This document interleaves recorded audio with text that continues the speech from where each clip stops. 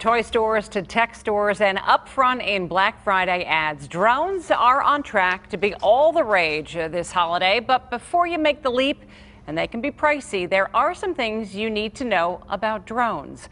John Shumway has more new at 6. The images are breathtaking. Cameras flying where cameras have never flown, sweeping through St. Paul Cathedral, racing up the front walkway of a resort, soaring through the Sheraton's atrium at Station Square, giving a unique view of a home for sale or a place of civic pride or tradition. Just a sampling of the work of Dave King and his Steel City drones. The picture never wavers.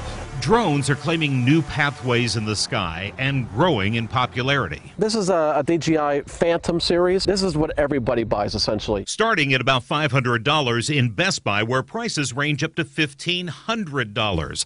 But these are recreational drones.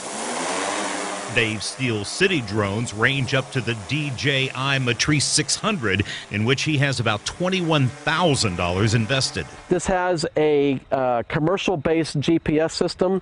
It's a military precise to 2 centimeters of accuracy. When I get there and fly it, it's just going to be a tripod in the sky. King not only is busy these days flying drones for clients, ranging from real estate marketing to promotional videos, to Mositis Construction's demolition of the Greenfield Bridge, he also teaches the skills of drone flying, patiently, I might add, and says this is not child's play.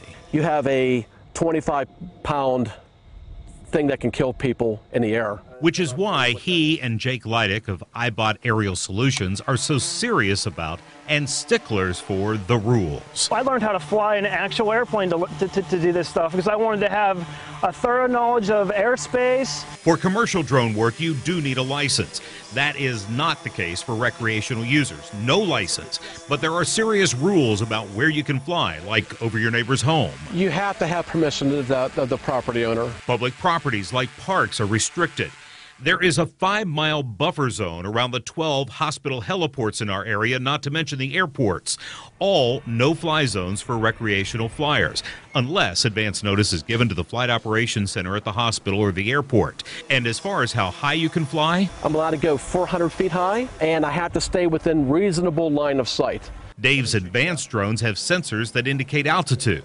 Most recreational drones don't, so it's all guesswork, which is why King worries about recreational flyers and the airspace above 400 feet. Helicopters, someone flying into a helicopter, because there's 10 hospitals within 5-mile radius of Pittsburgh, and the helicopter will come out of anywhere at any time. A drone into the tail rotor of a helicopter or smashing into the cockpit could have deadly results. King worries that mistakes by recreational flyers could impact the overall positive uses of drones. I geared it towards inspection work. Leidick says drones can go places and do jobs hazardous to people, and he worries about irresponsible drone users. These are providing outstanding services for people to make their jobs easier and to be able to take the cost in dangerous work can be eliminated. Now, there are a lot of different sizes of drones. You got these little tiny guys, which are going to do more to the damage to the stuff in your house than anything else. And then you have this one. This is actually a DJI Phantom 3. This is the one that all the Walmarts and all these people are pushing as a Black Friday special. It's $500 or so. And that's $500, and it has to comply to all the rules. It also has to be registered with the FAA. You can't, if you don't, and you get caught flying it, yeah, $250,000 fine. Wow. Yeah, the FAA is serious about these things because, and you can't fly it over people, by the way, because if it falls out of the sky from any kind of height, it could kill somebody. So what happens, take this for an example. So somebody gets this for Christmas. Right. They go in the backyard, they start flying it. Now it is hovering over my house. Can I take a rock and throw at it and knock it? No. No, you can't do that. What you should do is take a picture of it over your house and call the police because you have not given permission for it to fly over your house. The reason you can't shoot it down or knock it down is you create an additional hazard of where it's going to come down if you do that.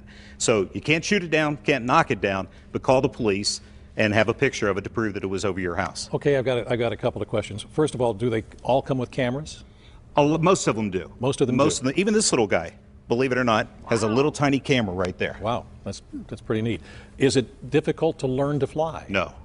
In fact, Dave taught me in about 5 minutes flying that one right there, and it was amazing. It is so much fun to do.